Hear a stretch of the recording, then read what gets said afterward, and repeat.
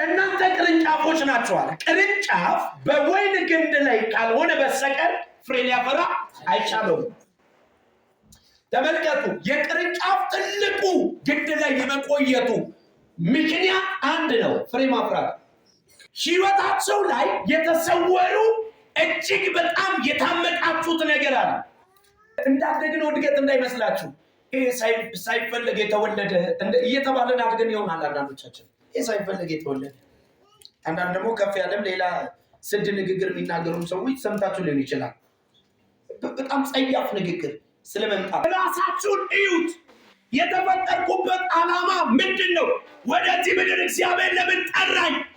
ይኸውላችሁ፣ እንጀራ መብላት፣ ልብስ መልበስ፣ ፎቅ መስራት፣ መኪና መንዳት፣ ብዙ ገንዘብ በአካውንት ማስቀመጥ እግረ መንገዳችንን የምናደርገው እንጂ የህይወታችን ዋና ነገር በፍጹም አይደለም። ብዙ ሰው ግዛንግዝ ነገር ሰብስቦ ይዞ ነው ያለው። ባለፈው ማታ ስናገር ነበር። አንድ የተፈጠርችበት ዓላማ ላይ ትኩረት አድርጊ። አሁን ተፎካካሪ ሳይሆን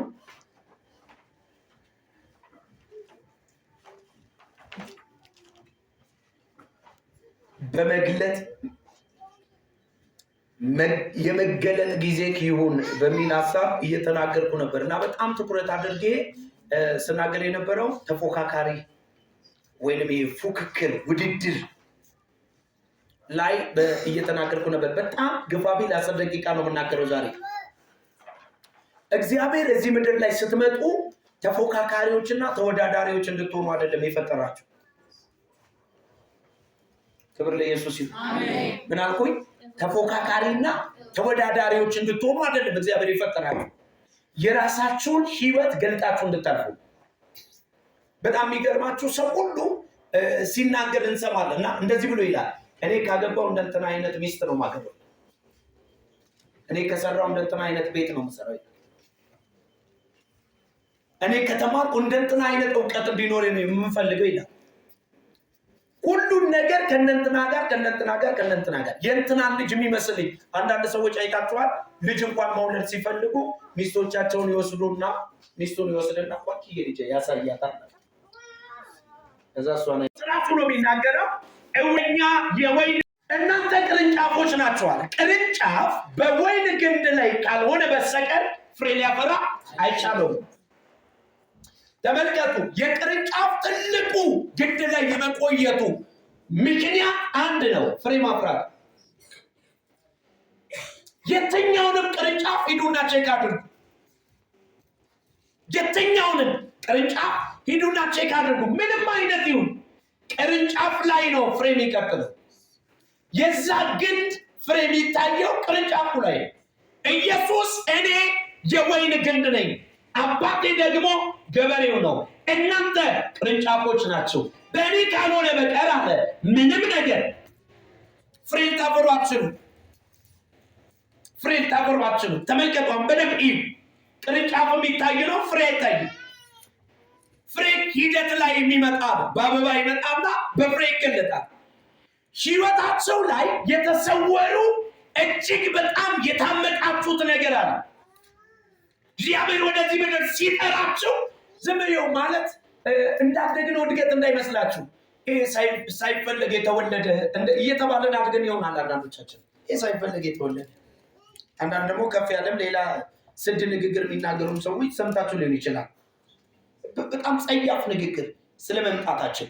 እኔ ግን አንድ እውነት ልንገራችሁ፣ ወደዚህ ምድር ተጠርቼ ነው የመጣሁት። እንደዚህ በል፣ እኔ ወደዚህ ምድር የመጣሁት ተጠርቼ ነው በል።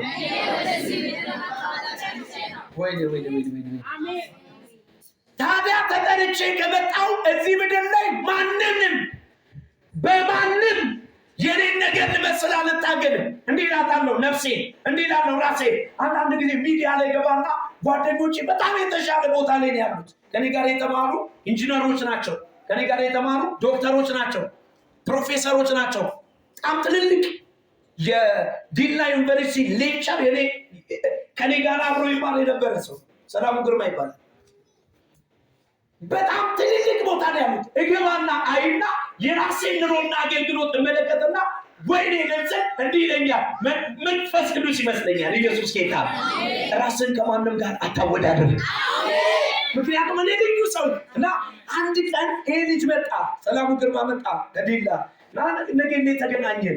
እንዴት ነህ? ደህና ነኝ። ሳቅ ቅፍ አድርጎ ሰላም አለኝና እንዴት ነህ ሲለኝ እግዚአብሔር ይመስገን። ምን እየሰራ ነው? የእግዚአብሔርን ሕዝብ እያገለገልኩ ነው። አንተስ? እኔም እዛ ዲላ ዩኒቨርሲቲ ሕዝብ እያገለገልኩ ነው። የሚገርምህ እኩል ነን አለ። እኩል ነን። እኔም ሕዝብ ነው የማገለግለው። እንደው ደግሞ ያንተ ይለያል። እኔ የምድርን መንግስት ነው የማገለግለው፣ አንተ የሰማዩን መንግስት ታገለግላለህ። ራሳችሁን እዩት። የተፈጠርኩበት ዓላማ ምንድን ነው? ወደዚህ ምድር እግዚአብሔር ለምን ጠራኝ? ይኸውላችሁ እንጀራ መብላት፣ ልብስ መልበስ፣ ፎቅ መስራት፣ መኪና መንዳት፣ ብዙ ገንዘብ በአካውንት ማስቀመጥ እግረ መንገዳችንን የምናደርገው እንጂ የህይወታችን ዋና ነገር በፍጹም አይደለም። አንድ ሰው ከኔ ጋር ቃል አሜን ይበል። ወይኔ እዚህ በፍጹም አይደለም። አንዳንድ ሰው እንጀራ ለመብላት የተፈጠረ ይመስለዋል። አንዳንድ ሰው እንደዚህ ነው ላይፉን የሚዘጋው። ይኖራል፣ ይበላል፣ ይጠጣል፣ ያገባል፣ ይወልዳል፣ ይሞታል። የኔ ግን ከዚህ ከፍ ያለ ነው። አሁን ከዚህ ማታ ጀምሮ ቀይር። ልበላ አይደለም የምኖረው፣ ልወልድ ብቻ አይደለም የምኖረው። የምኖረው የተፈጠርኩበትን ዓላማ ሊፈጽም ነው። የተፈጠርኩበት ዓላማ የተፈጠርኩበት ዓላማ እንበል። ብዙ ሰው ግዛንግዝ ነገር ሰብስቦ ይዞ ነው ያለው። ባለፈው ማታ ስናገር ነበር። አንድ የተፈጠርችበት ዓላማ ላይ ትኩረት አድርጊ። አሁን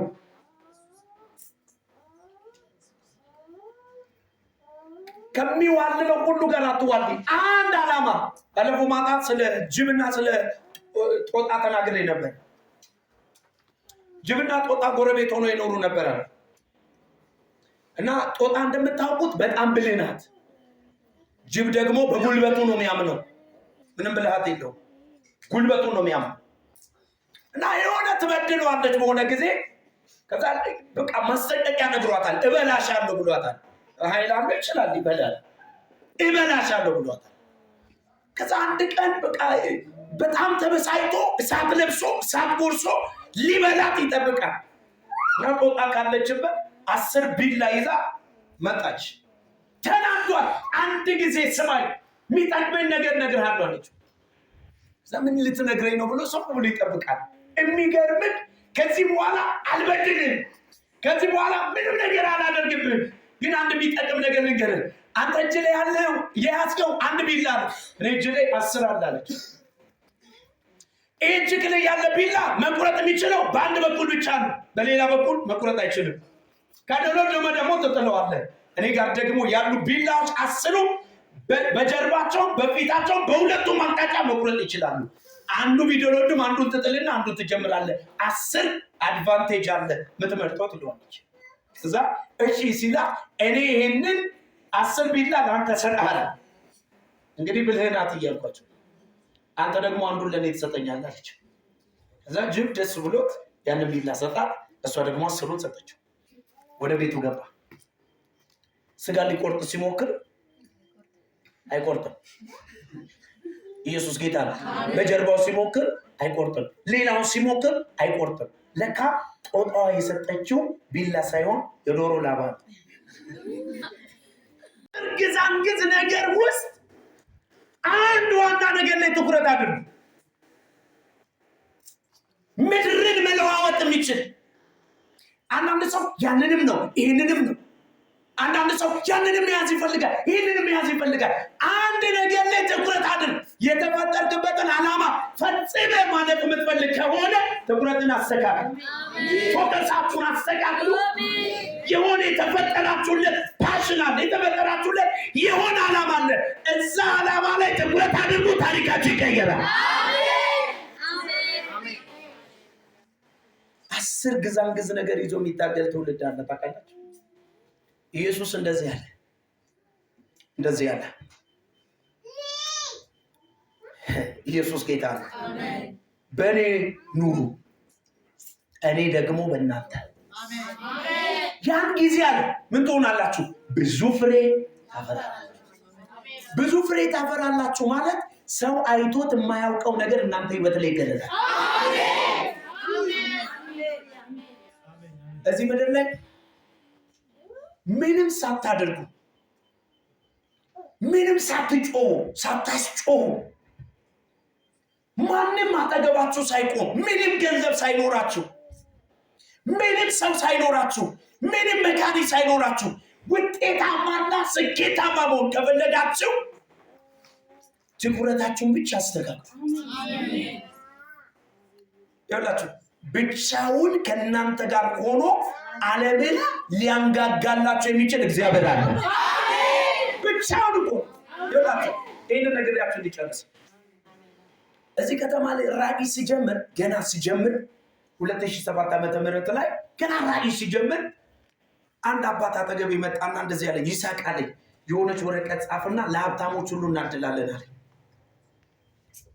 ከዛ ማርቀቅ ይችላለሁ መጽሐፍ ምናምን በጣም እግዚአብሔር ይባርከኝ ኢየሱስ ጌታ ነው። ያለፍኩባቸው ቸርቾች ነበሩ። ብዙ ነገር አስተምረውኛል። በደንብ አውቃለሁ ምን ማድረግ በምን አይነት ያማረ ቃል መጽሐፍ እንዳለብኝ አውቃለሁ። ጻፍኩኝና ወረቀቱን ይዘን ሀብታም እየፈለግን ማደል ጀመርን። አንዱ ጋር መጣ። በደንብ ስሙኝ እቺ ነግሬያችሁ ጨርሳለሁ። ከዛ ወደ ጸሎት እንገባለን። አንዱ ጋር መጣና ስሰጠው እንደዚህ ያለኝ ጉራጌ ነው ሰውየው። ጌታ ይባረክ። ያው እኔ የዘር ችግር የለብኝም። ሰውየው የተናገረኝ ነገር ትንሽ ጭንቅላቴ ውስጥ ለተቀመጠች ነው። ኢየሱስ ያድናል። ናረሳው ደግሞ እስከሞት ድረስ ሰውዬ ማለት ስም አለኝ ወንጌል በልመና አይሰራም አለኝ። ለእኔ መልእክት አመሰግናለሁ ወረቀቱን ስጠኝ ተቀበለ። ከዛ የሆኑ ሰዎች ጋር መጣ። ገንዘብ እንጠይቃቸው እንደሆነ ሲያውቁ ፊታቸው ማለት ነው ጭንድድ ሲል አያለ። ሰውየውን ስሙ ድንገት አፌ ላይ መጥቶ ከተናገርኩኝ ይቅርታ አድርጉልኝ እና አልናገርም ነካ አደረኩትና ይሄ ነገር ይቅርብኝ አልኩት። ቆይ ችግር የለም እንዲህ ነው ወንጌል የሚሰራው። እሱም ብዙ እንደዚህ ፐርፌክት አይደለም በእግዚአብሔር ቤት ጉዳይ ላይ። ከዛ እነኛም ሰዎች ጋር ደረስን። ፊታቸው ብዙ አላማረንም። አለፍን። አንድ ወንድም ጋር መጣ እና እዚህ ከተማ አገልጋይ ነው፣ ገንዘብም አለው። በጣም በቃ አቅጣጫ ያሳየኛል ብዬ ሰው እዛ ሰው ጋር መጣንና ወረቀቱን ሰጠሁት። ከዛ በሩ ላይ አቁሞ አንድ ነገር ነገረኝ። ይስሐቅ አለ እዚህ ከተማ ራዕይን ማስፋት የምትፈልግ ከሆነ መስፋት የምትፈልግ ከሆነ ሁለት ነገር በስርዓት ሊኖር ይገባል አለ። አሁን ነው መስማት። ምን አልኩት? ሁለት ነገር አለ። አንደኛ ገንዘብ ሊኖር ይገባል፣ ብር ሊኖር ይገባል። የፈለከውን አገልጋይ እየጋበዝ የፈለከውን አዳራሽ ተከራይተህ የፈለከውን ሳውንድ ሲስተም አምጥተህ እንደፈለክ አድርገህ ከተማው መቆጣጠር ትችላለህ። ከሌለ ግን አትችልም ማለት። ሁለተኛ ላይ ከአብያተ ክርስቲያናት ጋር መስማማት አለበት። ከነሱ ጋር ከተስማማ ገንዘብም ባይኖርህ የሆነ ለውጥ ታመጣለህ። በጣም የሚገርም ነው። ሁለቱም ነገር በዚያን ጊዜ ሊሳኩ የሚችሉ ጉዳዮች አይደሉም። ማን ነው ትናንትና እጁን ጭኖ ሲጸልይለት የነበረ ትንሽዬ ልጅ ራዕይ ጀምሬያለሁ ብሎ ሲመጣ እውነት የእግዚአብሔር ሰው ነው ብሎ የሚቀበል? ድንጋይ ይዞ ጥግ ይዞ ይጠብቀኛል፣ ከዛሬ ነገ በምን ይስታል ብሎ ይጠብቀኛል እንጂ መቼም አይቀበልኝ። ጀስት የሆነውም እንደዛ ነው። በዚያን ጊዜ ገንዘብ አታስቡት። በዛን ሰዓት አይደለም ገንዘብ የሚበላ ነገር ያሳስበኛል። ራዕይ ግን ይያል ምንም ማድረግ ስላልቻልኩ ምን አደረኩኝ? እዛ መቃብሩ አካባቢ አንድ ምስኪን እናት አለች፣ እግዚአብሔር ይባርካት፣ አልማዝ ትባላለች። ኢየሱስ ጌታ ነው። እሷ ቤት መሸጉ። 3 ሰው ማገልገል ጀመሩ።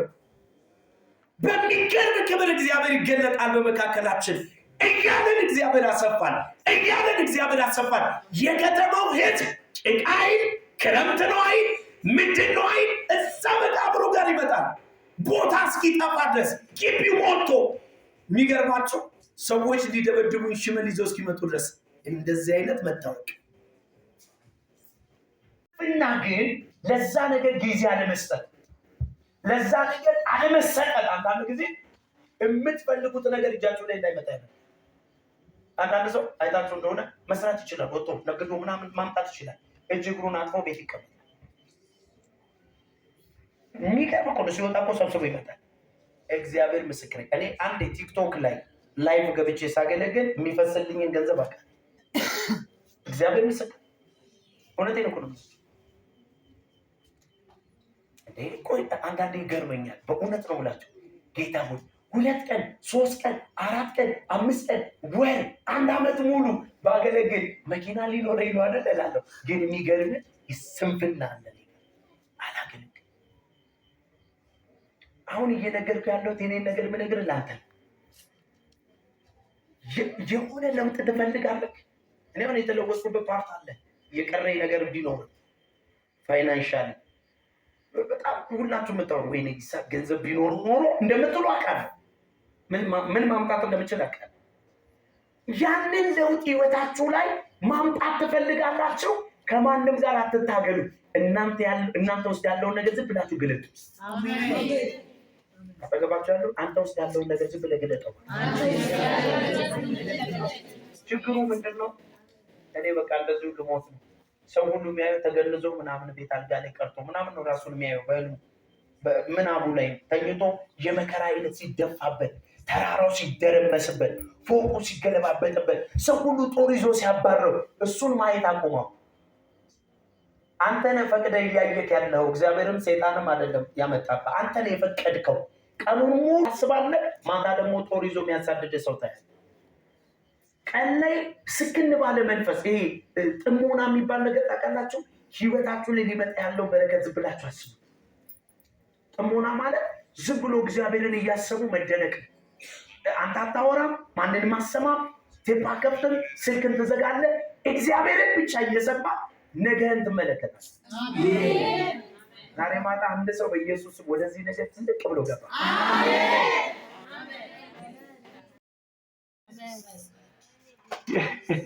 ኢየሱስ ጌታ ነው። የፕሌን ትኬት ይዘሽ በጋሪው ላይ ቦርሳሽን ጭነሽ የኤርፖርት አንደኛውን ቴርሚናል ስታልፊ ምናምን ኢየሱስ ጌታ አንዳንድ ሰው አልገባውም፣ ምንም ማድረግ አልችልም፣ ሲገባለት እኔ አልቆይም። ኢየሱስ ያድናል። ከ15 ቀን በኋላ ኤርፖርት ነህ።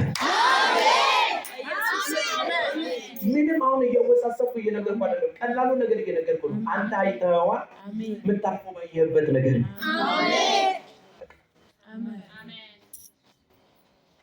የሆነ ለውጥ የምትፈልጉ ሰዎች አሁን ጀምሩ። የሆነ ለውጥ ውስጥ መግባት አሁን ከእግዚአብሔር ጋር አውሩ። አይደለም ይላችሁ እግዚአብሔር ሁሌ ጥገኛ እንድትሆኑ አይፈልግም። የነብይ ጥገኛ፣ የፓስተር ጥገኛ፣ የጸሎተኞች ጥገኛ ምናምን እንድትሆኑ እግዚአብሔር አይፈልግም።